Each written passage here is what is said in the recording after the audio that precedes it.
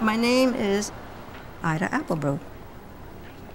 It used to be Applebaum, my maiden name, and then when I got married, it was Horowitz, and I really did not want a name that came from either my father or from any other male member, and so I invented my own. Andrew, why don't you line this girl, line her up on the other end. Okay. Try and connect the dots, Andrew. Okay.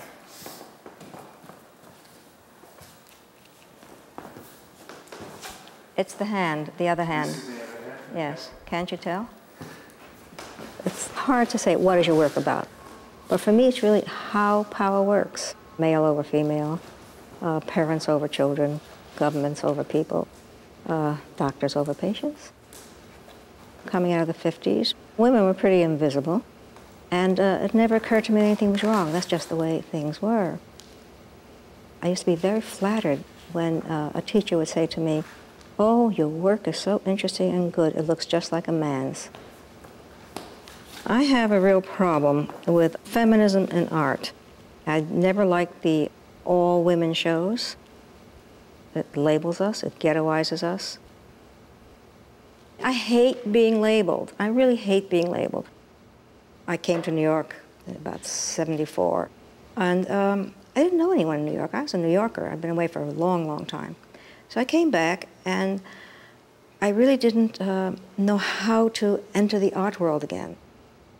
I started to go back to my roots, just doing drawings, and drawing, and drawing, and drawing. And from these drawings, I started making books. I took these books, and I would mail them out to people I did not know. I guess I was a nuisance. I use a lot of repetition, and it becomes a filmic way of talking, because as you put the same image after the other, even though it's the exact identical image, everyone sees something changing from one image to the next.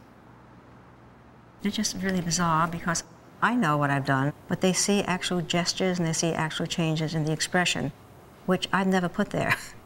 And that's not the reason why I do repetitive. It's just because it's a performance, and it's sort of my way of animating one image from one image to the next without the image actually changing. When I work with canvases, I work with three-dimensional structures. And the structure was as important as whatever it was I was painting.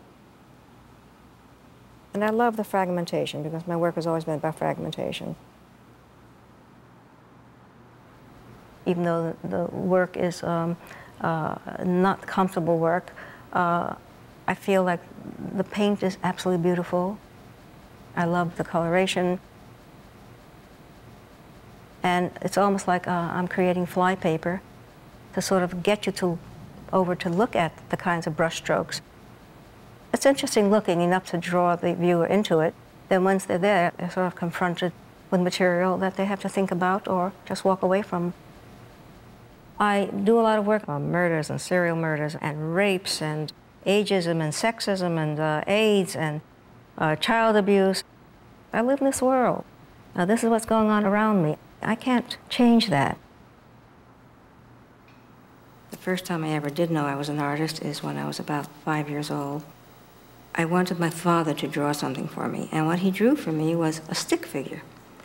And I showed him what I can do, and at that moment I knew I was the artist and he wasn't. And that was my first recognition of being an artist. And in a way, that's what these are. These are like the first recognition of making marks with some material. And then you take whatever it is that you know and bring it down to its most simplistic level. And so it becomes sort of something that's a part of you that just pours out and pours out. Comes to the point where you don't even have to think about it. These things just make themselves. It's a very calming activity to just sit there and have the clay in your hands and just put out these things. They're crude, they're weird, but they're wonderful to me. I've been in the art world for a long time. And yet when I do this, it brings me back to just the basic way of how I might think. It's who I am.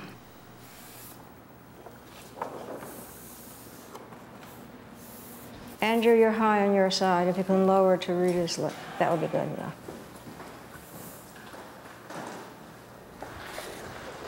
Someone once said this, with art, it has to be either too much or not enough.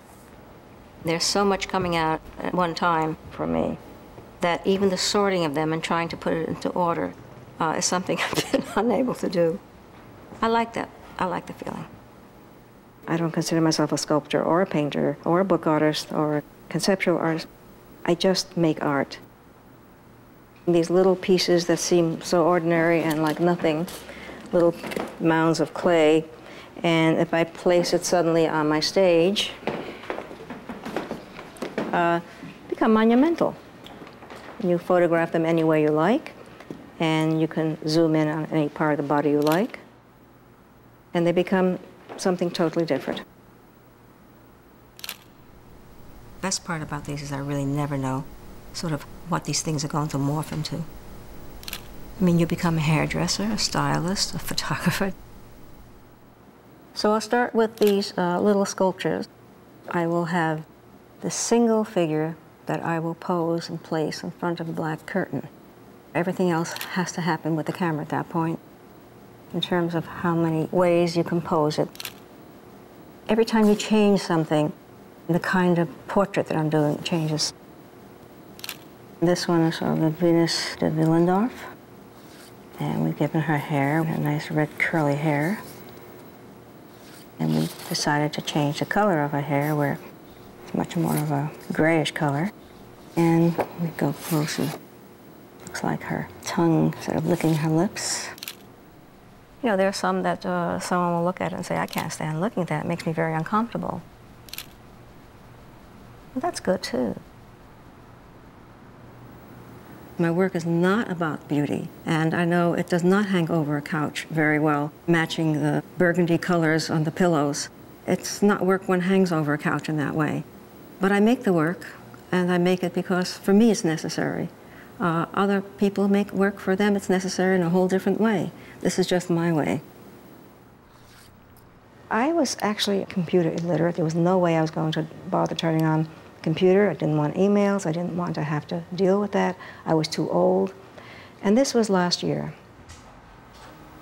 So I started to go to the Apple workshop and took everything that they had on the schedule and the calendar. And from that point on, I found someone who I know for a long time who was very good at working the computer. She started to work with me, and that's how this all came about. I added some yellow both to the black and then to the midtones. It's very, very good. So what we're doing right now is we're trying out the new paper to see what it gives us in terms of the color. By trial and error, we've sort of come to this point.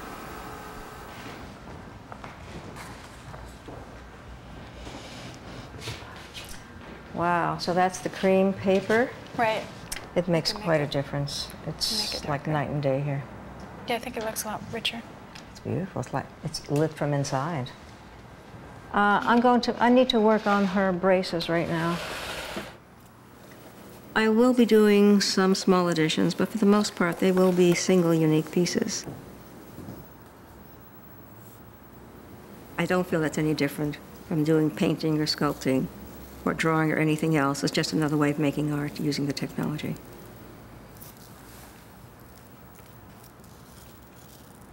For a while, because of aging and arthritis and everything else that goes with it, I was very incapacitated.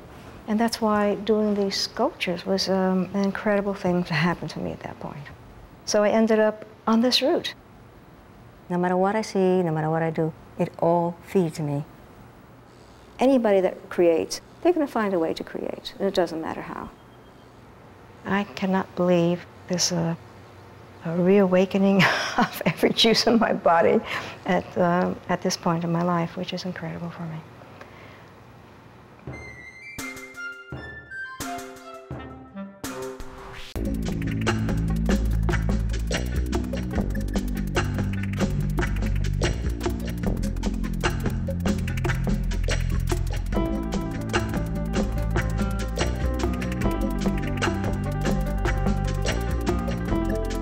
To learn more about Art 21, Art in the 21st Century, and to download the free Educator's Guide, please visit PBS online at pbs.org.